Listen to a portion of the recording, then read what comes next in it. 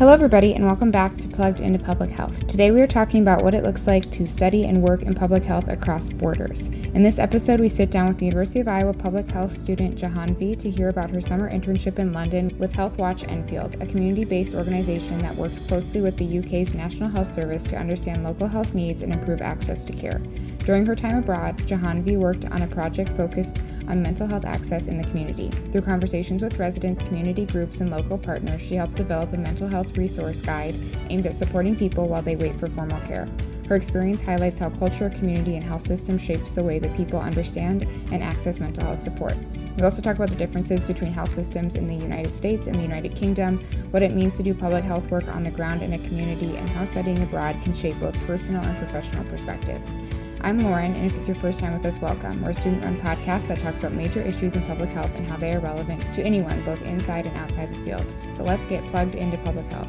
Plugged into Public Health is produced and edited by the students at the University of Iowa College of Public Health, and the views and opinions expressed in this podcast are solely those of the student hosts, guests, and contributors.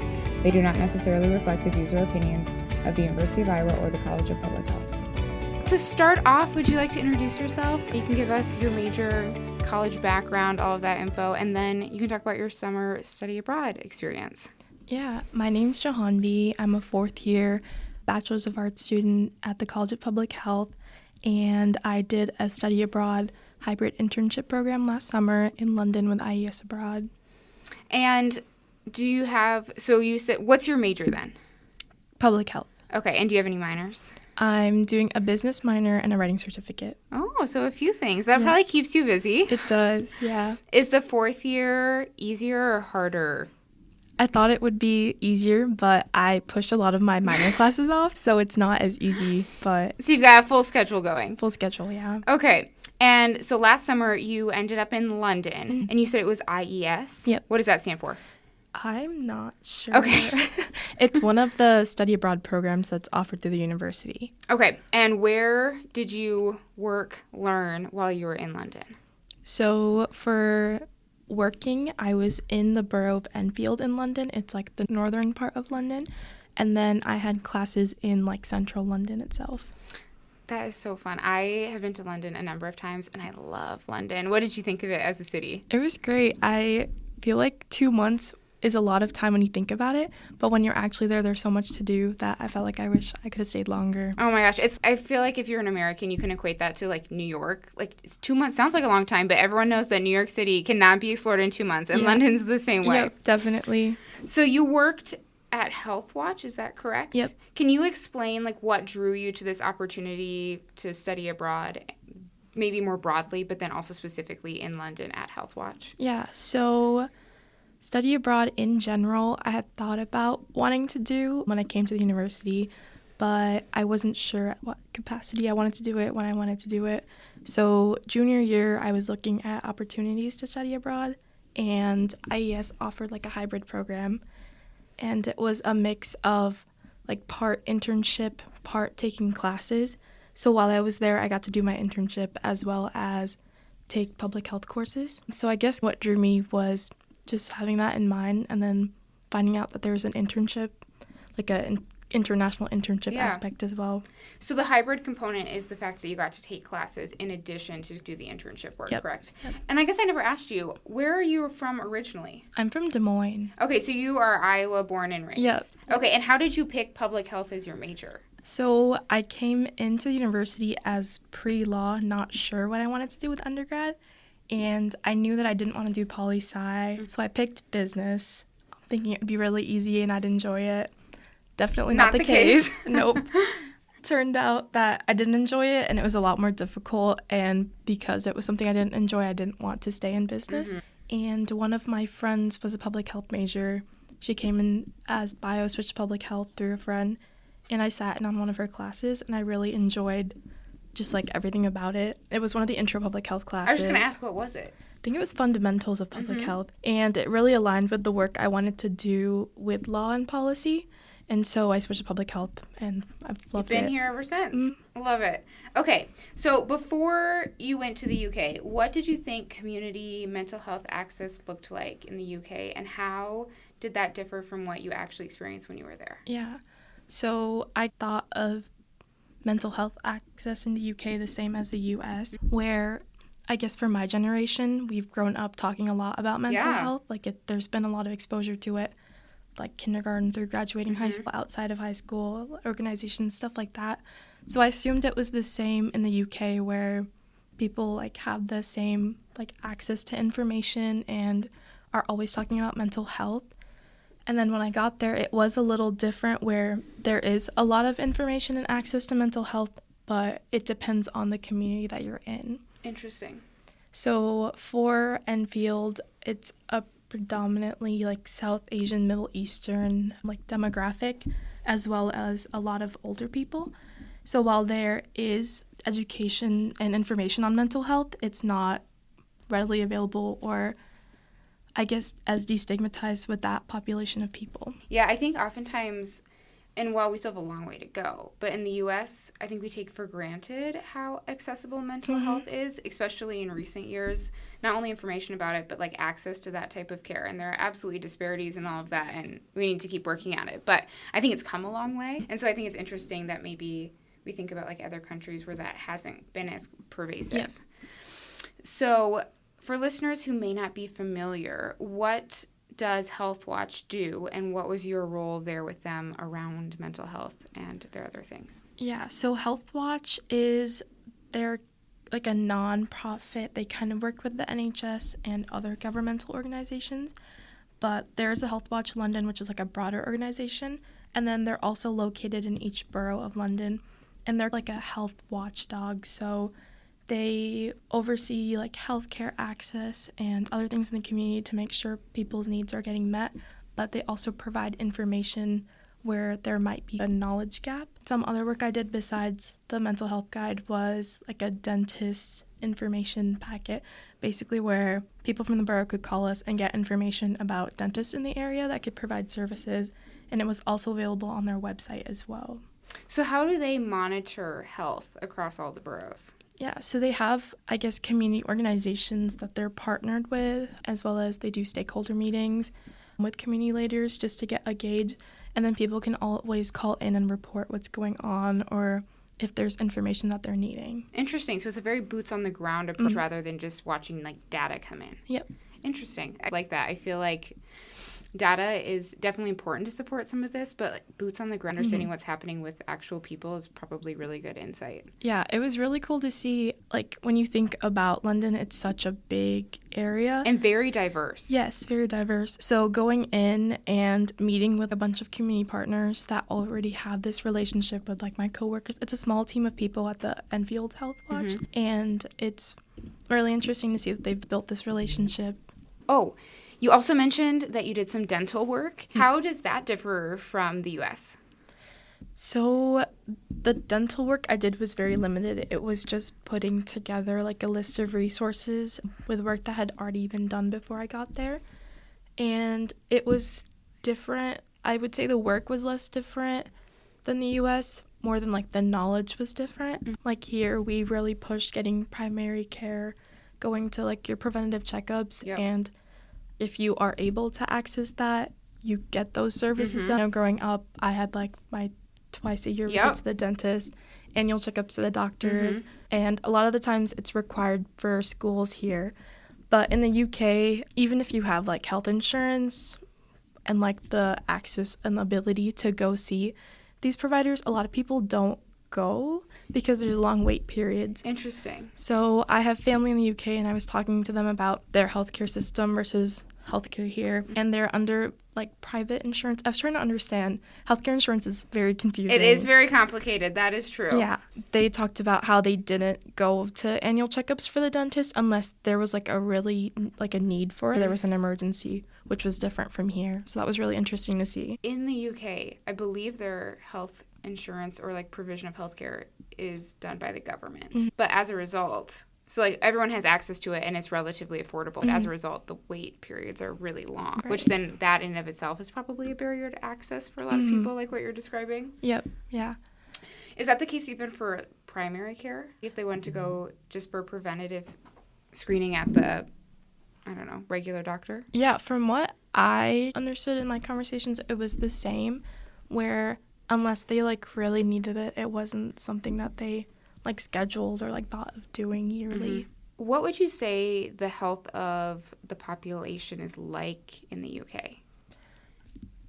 It's a very broad question. I feel it depends on the population you're looking at and what kind of aspect of health that you're considering. I would say if you're like making a good amount, like you have a good income, you're able to get healthcare when you like really need it. So I would say that group of people is very healthy, even if they're not having their preventative care. But in the long run, if you don't have those annual checkups and something happens that could have been prevented earlier, I would say it would cause an issue. Yeah.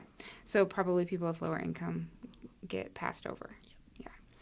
Was there a particular moment or interaction during your internship that's really stuck with you? Yeah, I think about this moment a lot, but one of the stakeholder meetings that we did about our mental health guide was with this group of older ladies, and they did yoga at the community house that we were housed, like our organization was housed at. And the first couple of weeks I was at Health Watch, I'd see them go in and out, and they would bring food and they'd chat after their like workout, and it was just like a great community of people.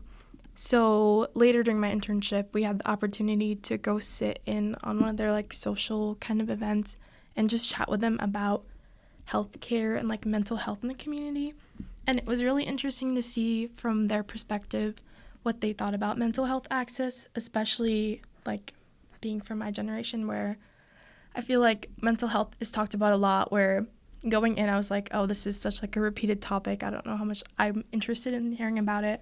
But that really shifted my perspective, because while it is talked about, they brought up that there is still stigma for them and their communities and like their demographic. One person mentioned how she had a neighbor whose partner was going through like Alzheimer's, dementia, like something like that. And she said that they've tried offering help to the neighbor, but the neighbor wasn't always receptive of it because it's seen as they're not able to do what they can for their family. And so it was really interesting to hear how they wanted like a guide to support them and support that in terms of mental health. Yeah. What was the age of this group that you interacted with? I'm not entirely sure. I would say upwards of 50s. Okay. So it was like older ladies. Yeah. It's really cool. I'm a yoga teacher, so I always love hearing like how yoga can bring people together and be a starter for conversation like that. What did you learn, and this kind of parlays off that last question, but what did you learn about how communities talk about mental health, or did anything really surprise you?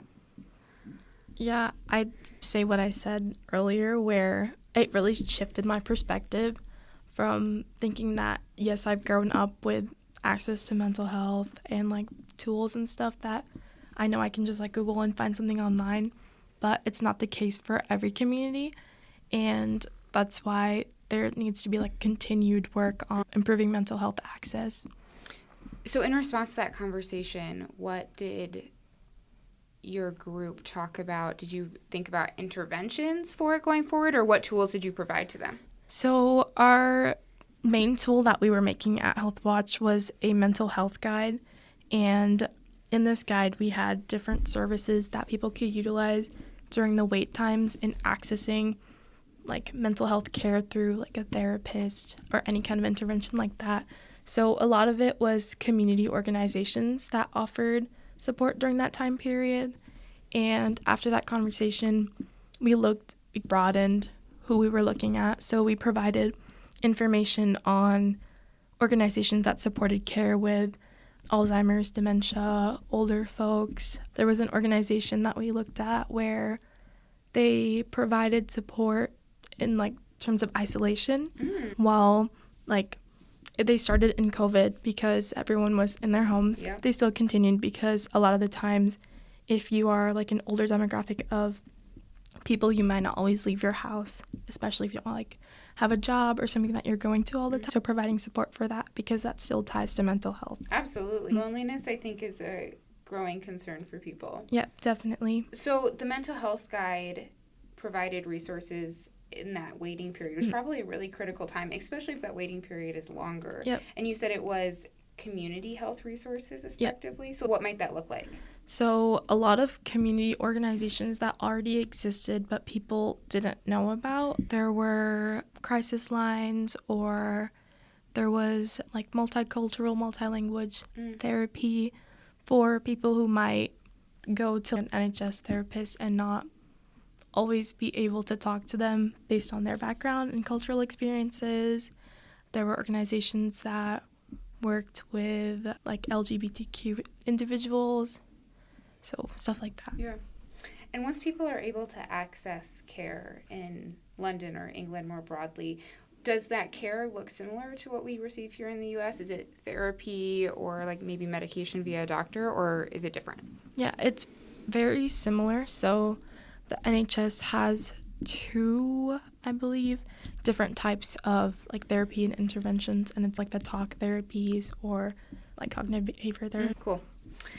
So how did living and working abroad change you both personally and professionally?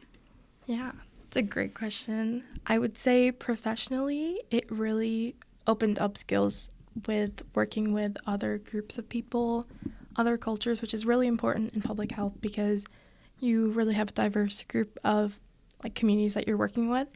And so going in and adapting to their work culture was really interesting.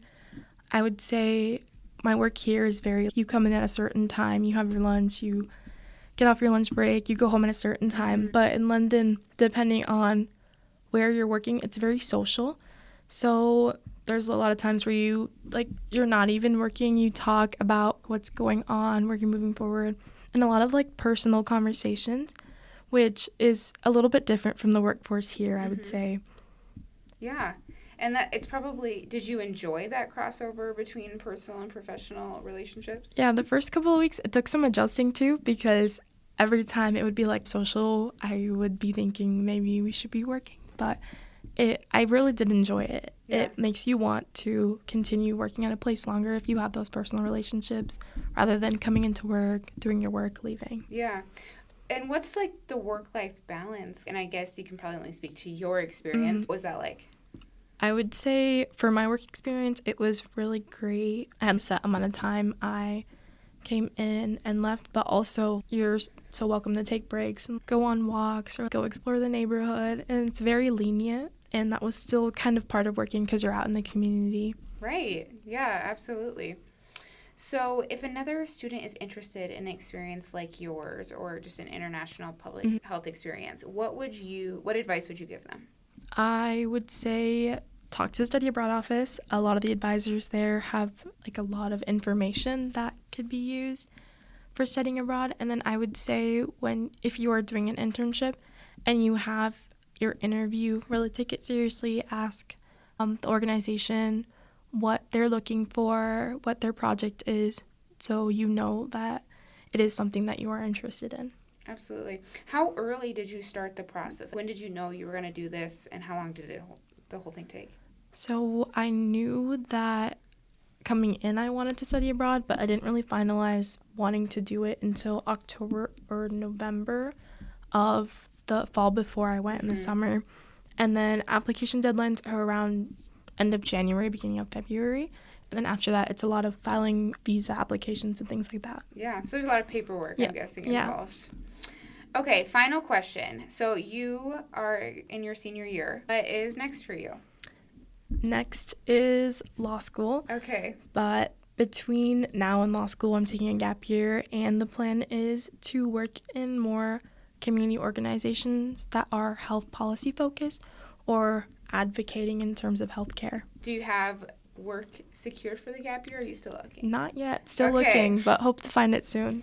And where do you want to go to law school? I'm not sure yet. Okay. The world is your oyster. Yep. Absolutely. Thank you so much for taking time to chat with me and share this fun experience that you had. I know other students will enjoy listening to this as well. Yeah, thank you for having me. That's it for our episode this week. A big thank you to Jahanvi for joining us and sharing her experience studying and working abroad in London. In this conversation, we heard how community organizations like Health Watch play an important role in connecting people with health resources and amplifying local voices. Jahanvi also highlighted how cultural perspectives, community relationships, and health system structures can shape access to care, particularly when it comes to mental health. Her internship experience is a reminder that public health work often begins with listening to communities and understanding their unique needs. This episode was hosted and written by Lauren Lavin and edited and produced by Lauren Lavin. You can learn more about the University of Iowa College of Public Health on Facebook. Our podcast is available on Spotify, Apple Podcasts, and SoundCloud. If you enjoyed this episode and would like to support the podcast, please share it with colleagues, friends, or anyone interested in public health.